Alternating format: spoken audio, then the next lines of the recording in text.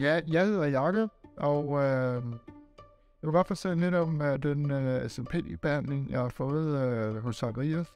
Og for at starte helt fra starten af, så blev jeg interesseret i den form for behandling, fordi jeg faktisk havde nogle pigmentforstyrrelser i hovedbunden her, som begyndte at irritere mig. Jeg undersøgte forskellige behandlinger og muligheder for at dække det. Der er nogle forskellige klinikker, som jeg dyrkede lidt på nettet her i København, og jeg snakkede med et par telefonisk og forbi en enkelt klinik, og så her hos Zacharias. Det er faktisk ikke så langt fra min arbejde, der tog jeg så forbi en eftermiddag, og jeg oplevede hurtigt en god kemi. Fik et godt indspil i klinikken med, at det virkede meget professionelt. Der var en rigtig god forståelse for mit behov, og der var vilje til at høre, hvorfor at jeg var ude på vand. Jeg havde valgt at komme ned og snakke om mine muligheder for at få en SMP-behandling, så det var faktisk ikke særlig svært for mig at beslutte. Og de 3 behandlinger, de er sådan set afsluttet nu, og jeg er rigtig godt tilfreds med resultatet.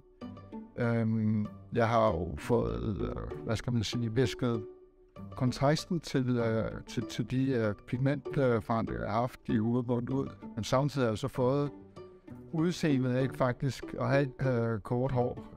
Så det var sådan lidt 2 fluer med et smæk. Det var lidt en sidegevinst at få den effekt, som det har været at få den pigmentering i min hovedbund, som jeg har fået. Og så samlet set, så er jeg rigtig godt tilfreds med resultatet.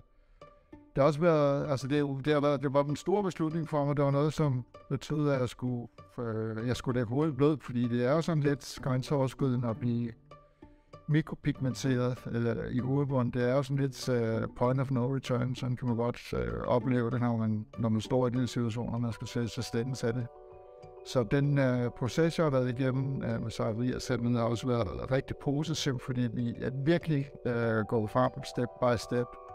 Eller mærke efter hver gang, hvor langt har jeg været i forløbet, og hvordan har vi kunnet tage det næste skridt, sådan at det har ramt lige præcis det, som har været mit ønske til, hvordan mit udseende skulle være.